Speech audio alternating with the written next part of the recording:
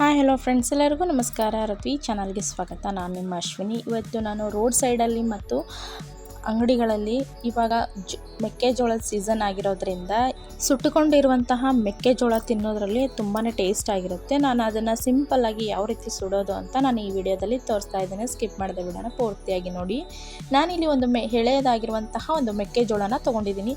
ಇದನ್ನು ನಾನು ಹಿಂದ್ಲ ತುದಿನ ಮುರಿದ್ಬಿಟ್ಟು ಇದ್ರ ಒಳಗಿರುವಂತಹ ಬೆಂಡು ಇನ್ನೂ ಮಿದುವಾಗಿರುತ್ತೆ. ಹಾಗಾಗಿ ನಾವು ಮಧ್ಯದಲ್ಲಿ ಒಂದು ಕಬ್ಬಿಣದ ಚುಂಚಕನ ನಾನು ಸಿಗಿಸ್ಕೊಂಡಿದ್ದೀನಿ. ನೀವು ಬೇಕಿದ್ದರೆ ಒಂದು ಕೋಲಾದರೂ ಅಥವಾ ದಬ್ಬಣವಾದರೂ ಸಿಗಿಸ್ಕೊಂಡು ಅಥವಾ ಹಾಗೇ ಒಲೆಯಲ್ಲಿ ಸುಟ್ಕೊಳ್ಬೋದು. ನಾನು ಇಲ್ಲಿ ಒಲೆಯಲ್ಲಿ ಈ ರೀತಿಯಾಗಿ ಕೆಂಡದಲ್ಲಿ ಸುಡ್ತಾ ಇದ್ದೀನಿ.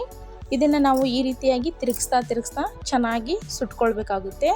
ಇದು ಒಂದೊಂದೇ ತೆನೆ ಅಥವಾ ಕಾಳು ಪಟ ಅಂತ ಸಿಡಿಯುತ್ತೆ. ಇಲ್ಲಿ ನೋಡಿ ಸೌಂಡ್ ಬರುತ್ತೆ. ಅಲ್ಲಿವರೆಗೂ ನಾವು ಚೆನ್ನಾಗಿ ಈ ರೀತಿಯಾಗಿ ಸುಟ್ಕೊಳ್ಬೇಕಾಗುತ್ತೆ. ಇವಾಗ ಚೆನ್ನಾಗಿ ಪೂರ್ತಿಯಾಗಿ ಸುಟ್ಟಿದೆ. ಇದು ಪರ್ಫೆಕ್ಟ್ ಆದಂತಹ ಹದವಾಗಿದೆ. ನಂತರ ಇದನ್ನು ನೀವು ಗ್ಯಾಸ್ ಮೇಲೆ ಆದರೂ ಕೂಡ ಇದೇ ರೀತಿಯಾಗಿ ಸುಟ್ಕೊಳ್ಬೋದು. ತುಂಬಾ ಟೇಸ್ಟ್ ಆಗುತ್ತೆ ಮತ್ತು ಅಷ್ಟೇ ರುಚಿಕರವಾಗಿ ಇರುತ್ತೆ. ಇನ್ನು ಯಾರು ನಮ್ಮ ಚಾನಲನ್ನು ಸಬ್ಸ್ಕ್ರೈಬ್ ಮಾಡ್ಕೊಂಡಿಲ್ಲೋ ಪ್ಲೀಸ್ ಸಬ್ಸ್ಕ್ರೈಬ್ ಮಾಡ್ಕೊಳ್ಳಿ. ಪಕ್ಕದಲ್ಲಿರುವಂಥ ಬೆಲ್ ಐಕಾನ್ಗೆ ಕ್ಲಿಕ್ ಮಾಡಿ, ಲೈಕ್ ಮಾಡಿ, ಶೇರ್ ಮಾಡಿ, ಕಮೆಂಟ್ ಮಾಡಿ, ಹೀಗೆ ಸಪೋರ್ಟ್ ಮಾಡ್ತಾಯಿರಿ ಅಂತ ಹೇಳ್ತಾ, ಈ ರೀತಿಯಾಗಿ ನೀವು ಈ ತೆನೆನ ಸುಟ್ಕೊಂಡ ನಂತರ ನೀವು ಕಾಳುಗಳನ್ನು ಬಿಡಿಸ್ಕೊಂಡಾದರೂ ತಿನ್ಬೋದು ಅಥವಾ ಬಾಯಲ್ಲಿ ಕೂಡ ಕಚ್ಚಿ ತಿನ್ಬೋದು. ಇದಕ್ಕೆ ನೀವು ಸ್ವಲ್ಪ ಉಪ್ಪು ಅಥವಾ ಖಾರದ ಪುಡಿನೂ ಮತ್ತು ನಿಂಬೆ ರಸನ ಹಚ್ಕೊಂಡು ತಿನ್ಬೋದು. ಹಾಗೆ ತಿಂದ್ರೇ ತುಂಬಾ ರುಚಿಯಾಗಿರುತ್ತೆ.